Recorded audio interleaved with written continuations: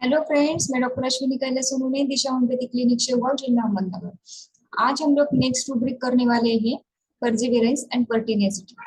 Before that, paying to gratitude to our master doctor Samuel Hannibal. आज हम लोग next जो रूब्रिक करने वाले हैं, तो जो दो दो रूब्रिक है इसमें परसिवियरेंस एंड पर्टिनेसिटी। ये जो दो रूब्रिक्स है, ये दो रूब्रिक्स में बहुत जमलिंग होती है। बहुत बार ऐसे होता है कि ये दो रूब्रिक हमें एक जैसे ही लगते हैं, हमें पेशेंट में कैसे पकड़ना है ये समझ में नहीं आता है, क्योंकि बहुत सारी डिक्शनरीज में इसका मीनिंग सेम सेम दिया है, लेकिन ये सेम नहीं है, इसमें थोड़ा सा डिफरेंस है। तो हमें ये डिफरेंस समझना है कि ये डिफरेंस क्या है। तो हम लोग पहले देखते हैं परसिवियरेंस। तो परसिवियरेंस का मीनिंग दिया है डिक्शनरी में, the quality of being someone who continues to make an efforts to achieve their aims. इस परसिवियरेंस में एम बहुत इंपॉर्टेंट होता है, और वो एम जो है वो अचीव करने के लिए उसको बहुत सारी डिफिकल्टीज आती है।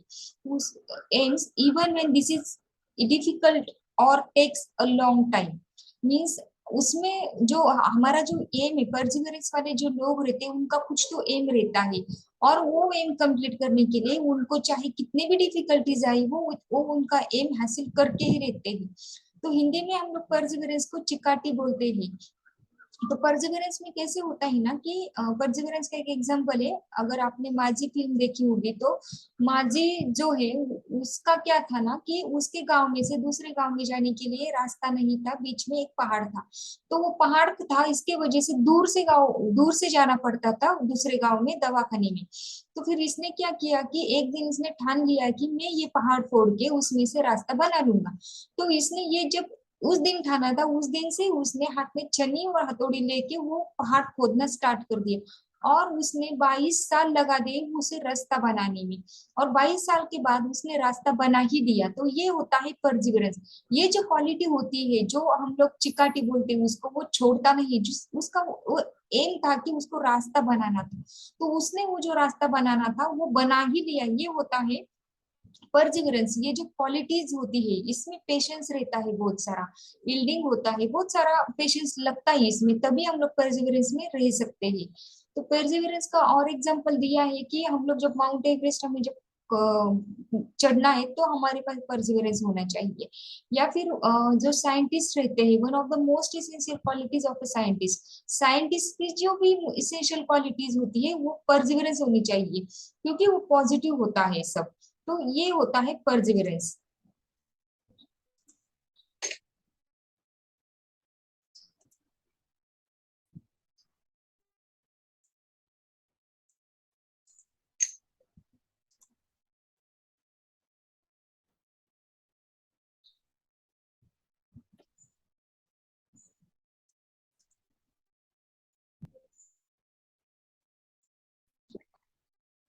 नेक्स्ट रूब्रिक है पर्टिनेसिटी। पर्टिनेसिटी में क्या होता है कि द क्वालिटी और condition of being pertinacious, means perseverance में जो क्वालिटीज होती है वो है पेशेंस वाली। तो इसमें क्या, इसमें क्वालिटीज क्या होती है, पर्टिनेशियस क्वालिटी होती है।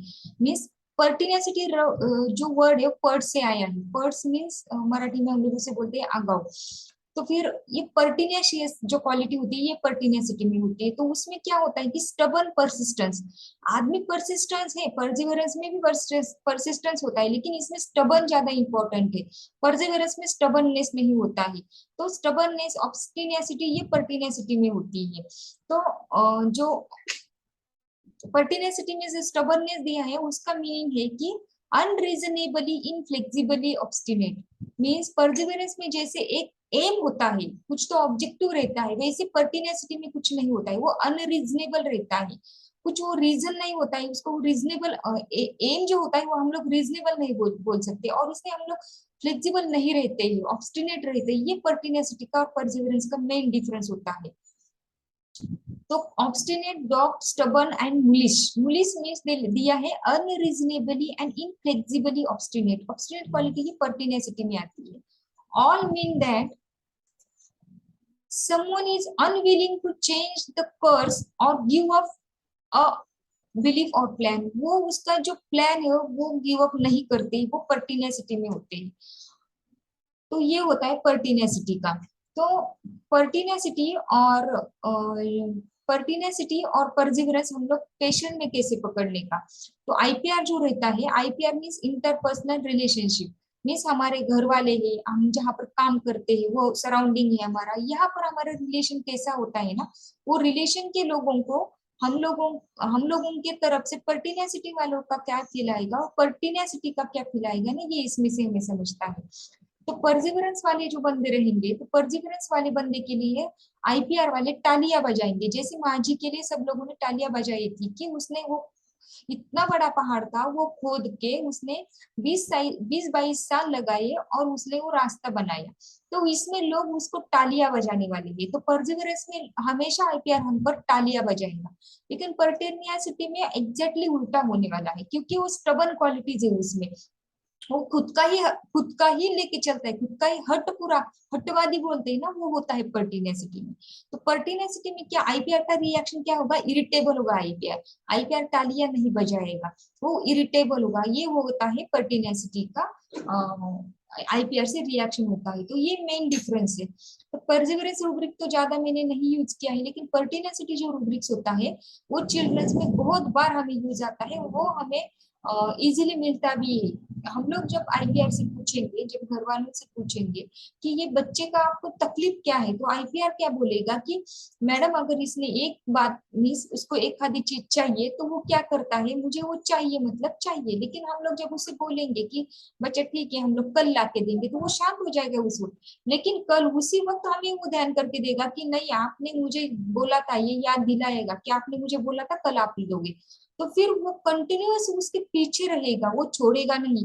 वो जो उसे चीज चाहिए वो कंटिन्यूअस उसको मांगता रहेगा। तो इसकी वजह से ना आईपीआर इरिटेट होता है। तो ये होता है पर्टिनेसिटी। तो पर्टिनेसिटी में रेमेडीज भी कम है, तो हम लोग ये रूब्रिक इजीली यूज भी कर सकते हैं और उसका रिजल्ट भी बहुत मस्त आता है। तो हम लोग ये पर्टिनेसिटी रूब्रिक ऐसे यूज कर सकते हैं। ऐसा ये पर्टिनेसिटी एंड परजिवरेंस का छोटा सा डिफरेंशिएशन था। मेन डिफरेंशिएशन यही है कि परजिवरेंस में आईपीआर हम बिटालिया बजाएगा, पर्टिनेसिटी में इरिटेट होगा। ये मेन डिफरेंस है और हमें ओपीडी में भी ऐसे ही इसको पकड़ना है। तो आप लोगों को ये रूब्रिक डिफरेंशिएशन कैसे लगा ये मुझे कमेंट बॉक्स में जरूर बताना। अगर किसी का कोई कमेंट्स हो गए तो प्लीज मुझे कमेंट्स बॉक्स में डाल दो। तो टेलीग्राम पे एक दूसरा मेरा फ्री ग्रुप है, उस पे हम लोग डिटेल स्टडी करते हैं रूब्रिक की। तो आप लोगों को अगर वो ग्रुप पे ज्वाइन होना हो तो उसकी लिंक भी मैं कमेंट बॉक्स में डाल दूंगी। तो आप लोगों को अगर ज्वाइन होना हो तो उस लिंक पे क्लिक करके आप लोग ज्वाइन हो सकते हो। Thank you.